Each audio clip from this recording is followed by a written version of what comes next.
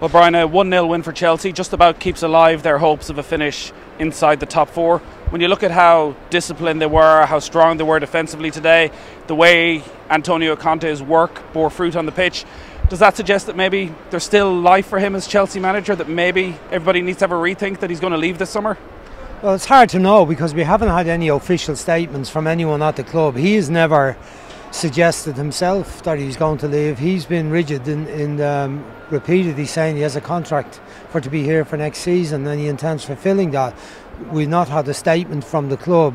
There's been a general feeling that that's how it was going to go, and he was going to depart because he seemed to be in conflict with people here in relation to the direction of the club with regard to the transfer policy and in regard to who's controlling a lot of the things that he feels that he should be in control of. So it's become an accepted idea that he will leave, but it remains to be seen how it develops.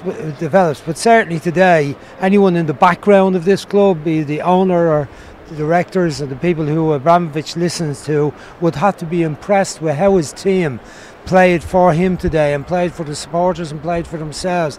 A really good performance, threatening on the counter-attack, brilliantly organised in midfield and exceptionally good in defence. Antonio Rudiger in particular, Gary Cahill, Cesar Azpilicueta, excellent. Moses and Alonso in the wide positions, often deep in their own halves, breaking from there occasionally. And then the midfield three, Conte in particular in the middle, did very, very well, I thought.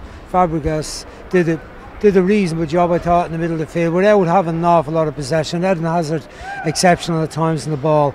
But a lot of hope, I think, there for Chelsea fans in the future. But again, depending on the manager, and probably irrespective of whether he stays or go, there'll be changes in personnel. What happens? What's the future for players like Pedro and Willian, who have been bit players this year? Willian has been a great player for me. My view of him is every time I see him, he performs at a very high quality. And yet, this season, half his appearances have been a substitute. I don't think he's got past 20 starts this season. So, you know, he surely would be thinking, maybe there's another club for me that I'll play regularly in. Pedro also, I know he's coming towards the latter part of his career, but he's another one who might be thinking, is there a place for me somewhere to be a regular starter, given how outstanding he was in their league winning team last year.